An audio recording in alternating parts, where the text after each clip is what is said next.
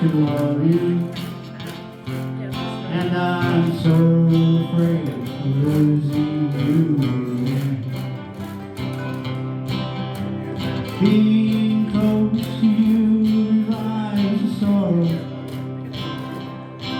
that wakes me up to tell me I can't wait. Well, I'd love to wake up in your arms tomorrow, but I'm so afraid of losing you. Well, that's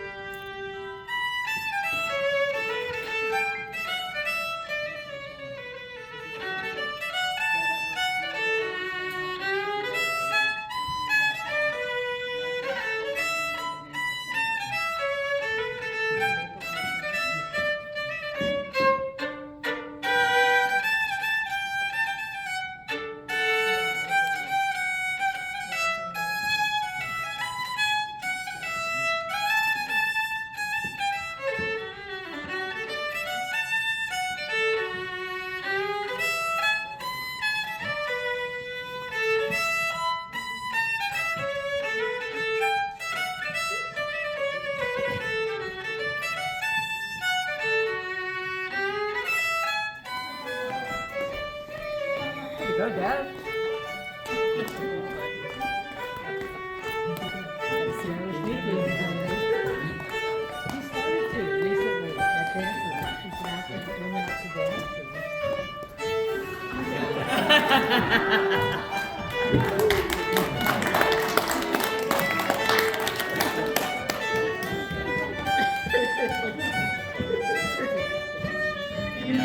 on the back of my neck. These are the words she spoke. Blow up the TV, throw away your paper, go to the country, build me a home, plant a little garden, eat a lot of peaches, try and find Jesus on your own.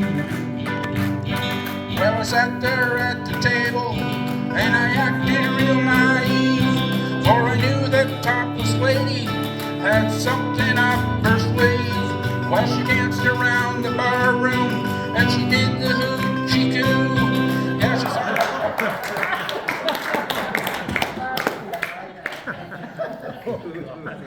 This little boy came in from outside, and he says to his grandpa, "Grandpa, what do you call it when two people sleep in the same room on top of each other?" And he thought, "Oh my goodness, have I got to deal with this?" So he thought, well, I may as well be honest. I'm going to tell him. So he said, "Well, son, that's called intercourse." So the little boy went outside, played for 5 or 10 minutes. He came back in, and he says, "Grandpa, it's not called intercourse, it's called bunk beds." and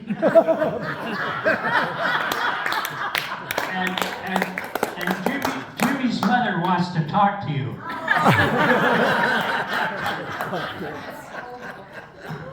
Apparently they've done a study, and it appears that women who gain weight live longer than the men who mention it.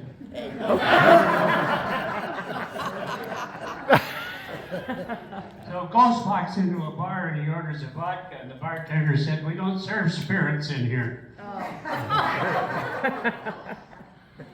There seems to be a trend toward using glass coffins. Glass coffins. So, do you think they'll become popular? Remains to be seen.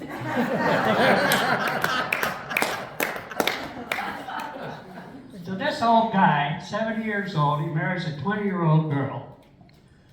A year later, he takes her to the hospital to have a baby.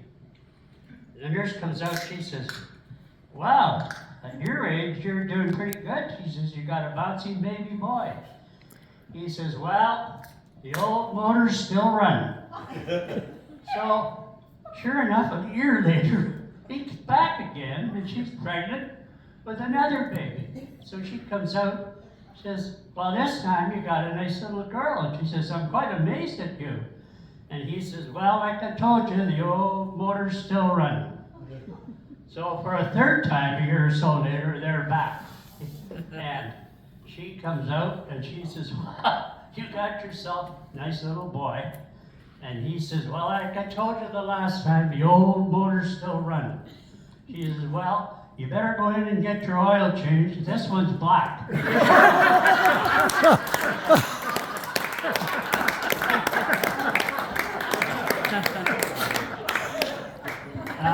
Many years ago, a friend of mine was out on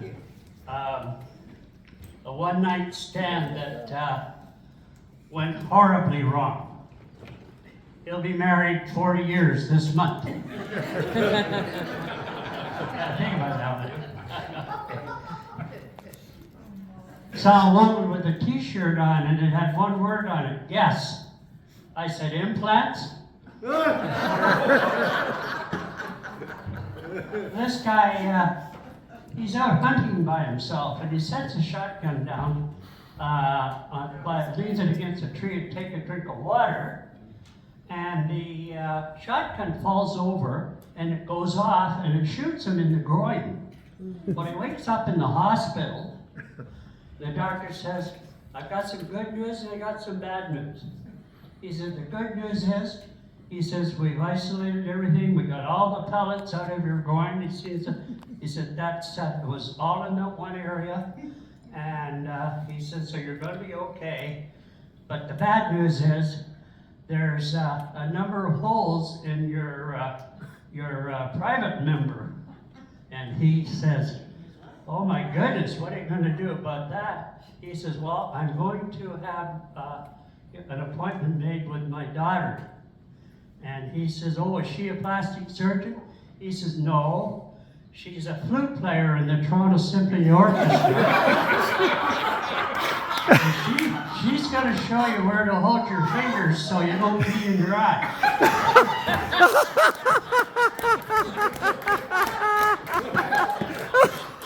One says to her husband, "Let's go upstairs and make love." He says, "Pick one, I can't do both." So a woman, she tells her husband she heard that you could go deaf if you take too much Viagra. And he says, "Who's Jeff and what's he doing in Niagara?" That's it. Thanks, everyone.